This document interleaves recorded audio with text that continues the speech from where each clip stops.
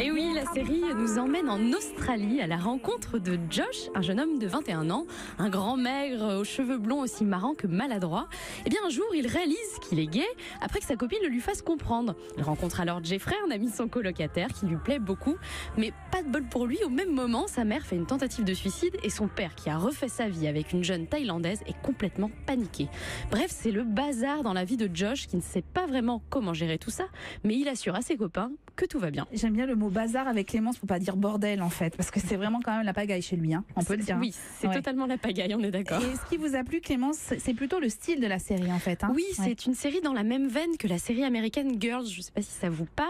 Elle racontait les amours d'un groupe de filles à New York et elle s'inspirait grandement de la vie de sa créatrice. Et bien pour Please Like Me, c'est la même chose, ça parle aussi de la génération Y, de sexualité de façon très libre et puis elle est aussi en partie autobiographique. D'ailleurs le créateur Josh Thomas joue son propre rôle et du coup on adhère ou non au personnage car il peut aussi être un tantinet agaçant, mais la série, c'est lui. Et alors, comme dans Girls, la série, elle oscille entre comédie et drame. Oui, on sourit souvent grâce au personnage de Josh, qui transpire la maladresse.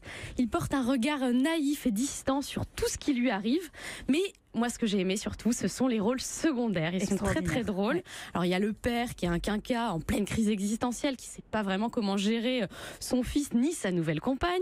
Et puis, un autre personnage vraiment pétillant, c'est la tante Peg. Mais là que sur la première saison. Malheureusement, mais moi je l'ai adoré. Pardon. Oui, bravo. Je suis désolée. Bon bref, c'est une bigote qui est coincée. Anissé en rajoute une couche, merci. Non, on n'a pas dit ça. On n'a pas dit qu'elle était morte. C'est pas grave. Bon, en tout cas, profitez pour la première saison. Elle est complètement déjantée. Elle conduit n'importe comment. Elle n'a pas la langue dans sa poche, surtout quand il s'agit de parler de la mère de Josh. Oh, j'ai une idée. Oui. Pour ta mère. Pour qu'elle se fasse un peu des amis. Oui. Je pense qu'elle devrait venir à l'église et toi aussi. Non, on va pas aller à l'église. On en a déjà parlé. On ne va pas aller à l'église parce qu'on ne croit pas en Dieu. Et tu préfères peut-être aller en enfer? Tu ne peux pas menacer un athée d'aller en enfer, Peg. Ça n'a aucun sens. C'est comme un hippie qui menacerait de frapper ton aura. C'est ridicule. Mais la série, elle aborde aussi des sujets quand même plus difficiles. Oui, il est question notamment de la dépression de la mère de Josh et de la difficulté pour l'entourage de gérer cette situation.